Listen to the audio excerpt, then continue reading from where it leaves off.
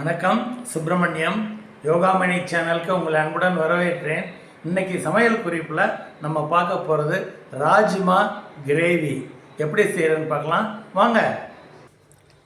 அனைவருக்கும் அன்பு வணக்கம். திருமதி சுப்பிரமணியம். இன்றைக்கி லஞ்சுக்கு ராஜ்மா கிரேவி செய்ய போகிறோம். இது எப்படி இருக்குன்னா சுடுசாதத்தோடு இந்த கிரேவியை தொட்டு சாப்பிட்றது தான். அதுக்கு தான் இது செய்ய போகிறோம். அடுப்பில் ஒரு பேன் வச்சு எண்ணெய் ஊற்றிருக்கிறேன். ஹோல் ஸ்பைசஸ் பட்டை, கிராம்பு, ஏலக்காய், கல்பாசி அதை இதில் போடுறேன். அடுத்து நறுக்கின வெங்காயம், பொடியாக நறுக்கின வெங்காயத்தை இதில் சேர்க்குறேன். தக்காளி, ஒரு பெரிய தக்காளியாக 2 எடுத்து சின்ன துண்டுகளாக நறுக்கி மிக்சியில் போட்டு விழுதாக எடுத்துகிட்டு வந்திருக்கிறேன். அதையும் இந்த வதங்கின வெங்காயத்தில் சேர்த்துறேன். மஞ்சள் தூள் 1/2 teaspoon,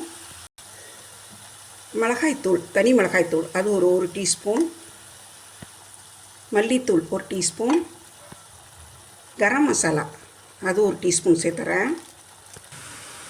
rajma overnight soak பண்ணி வச்சுருந்தேன், மோர் தென் 8 hours.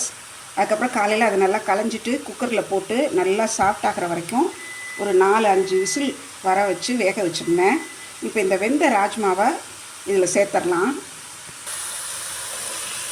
சேர்த்துட்டு நம்ம கன்சிஸ்டன்சிக்கு தகுந்த மாதிரி கொஞ்சம் தண்ணி கலந்து விட்டுக்கலாம். இதுக்கு தேவையான உப்பு சேர்த்துட்றேன். தண்ணி தேவையான அளவு ஊற்றிருக்கிறேன். இது இப்போ நல்லா பச்சை வாசனை போக நல்லா கொதிக்கணும்.